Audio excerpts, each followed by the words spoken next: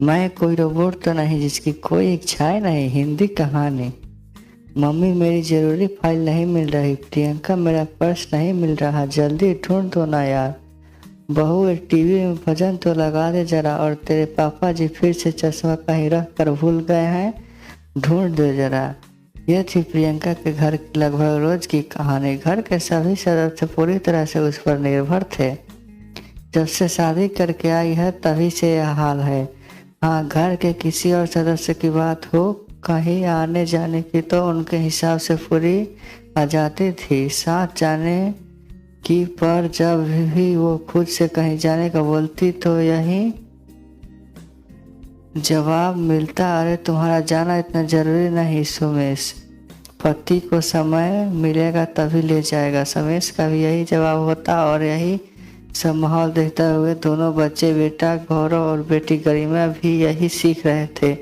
इसलिए उसने अपने मन को ही समझा लिया। एक दिन उसकी बचपन की खास सहेली मनीषा, जो दूसरे शहर में रहती थी, एक दिन मिलने आई और अपने बेटी की शादी में सब परिवार आने का न्योता दिया।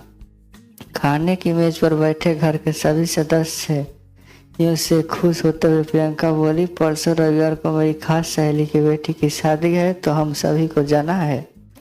इस पर सोमेश बोले, देखो मुझसे तो उम्मीद मत लगाना। मैं ऑफिस से आने के बाद बहुत थक जाता हूँ और उस दिन संडे है तो मैं निश्चिंत होकर सोना चाहता हूँ। बेटे गौरव की ओर देखा तो वो भी ऐंठते हुए बोला, मैं अपने दोस्तों के साथ वीकेंड पर मूवी देखने जा रहा हूँ। और बेटी गरिमा तो तुरंत मना करते हुए बोली, मुझे नहीं पसंद है शादी की पार्टी वगैरह में जाना। इस पर सास बोली, अरे क्या जरूरी है वहाँ जाना। शादी के बाद सहेली का परिवार के आगे कोई महत्व नहीं रहता। एक दो बार और कोशिश की उसने कि कम से कम समझ तो साथ जाए, पर फिर भी कोई मतलब ना हुआ। प्रियंका अपना मुंह लेकर रह गई। सुख को भी तो उसने दूसरों पर इतना निर्भर बना लिया था कि कोई कहीं ले जाएगा तभी वो जा पाएगी। रात को करवटें बदल रही उसकी आंखों से नींद कोसों दूर थी। सोचने लगी, मैं दिन रात एक टांग पर खड़ी होकर इन लोगों की खुशी के लिए एक रोबोट की तरह काम करते हो।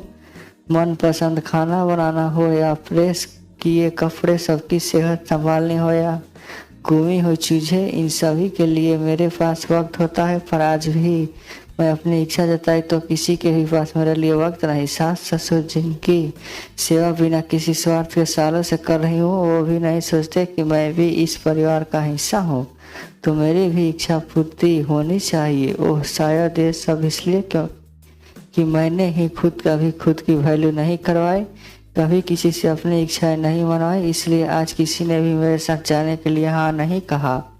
ठीक है, देर तो जरूर हुई मुझे सच्चाई को स्वीकार करने में, पर अब मैं भी किसी पर आश्रित नहीं रहूंगी, ना किसी को अपने पर होने दूंगी। अकेले ही अपनी खास सहेली के यहाँ जरूर जाऊंगी।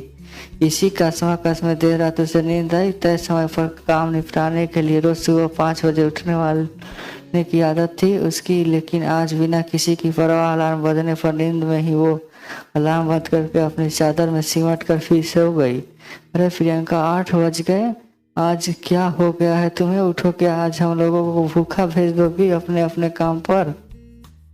अब तक टाइम पर चाय और चश्मा ना मिलने वजह से प्रियंका के सास ससुर वहाँ आ गए थे और नाश्ते की फरमाइश से लिए दोनों बेटा और बेटी भी पहुंच चुके थे। नहीं, आज मुझे भी खुद के कई सारे काम निपटाने हैं, तो आज आप सभी लोग मिलजुल कर अपने काम कर लेना। मैं बस खाना बना लेती हूँ, बाकी प्रेस और अपनी सभी की चीज़ें ढूंढने का काम समय साफ करिएगा। सालों से चीज़ें आप लोग जहाँ तहाँ रख कर गुम करते हो और ढूंढने का काम मेरा, और सभी अपनी चीज़ों के खुद जिम्मेदार बनेंगे। और स्नेहा, तुम और सभी दोनों मिलकर नाश्ता बनाओगी, क्योंकि आगे चलकर जॉब के सिलसिले में तुम्हें बाहर जाना पड़ा तो खाने के लिए तो नहीं तरसोगे। सबका मुँह खुला का खुला रह गया। सभी सोच रहे थे कि प्रियंका को हुआ क्या है।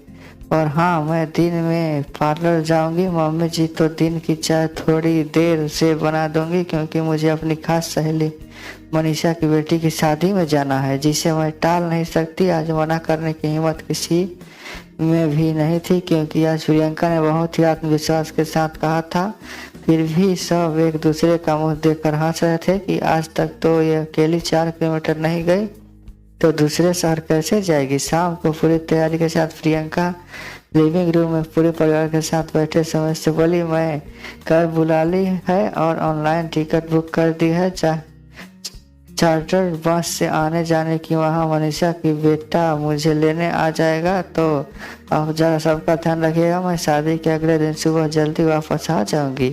अब तो सबके चेहरे पर हवाइयाँ उड़ चुकी थी और प्रियंका निकल चुकी थी अपने गंतव्य की ओर और बेहद उत्साह और उमंग के साथ।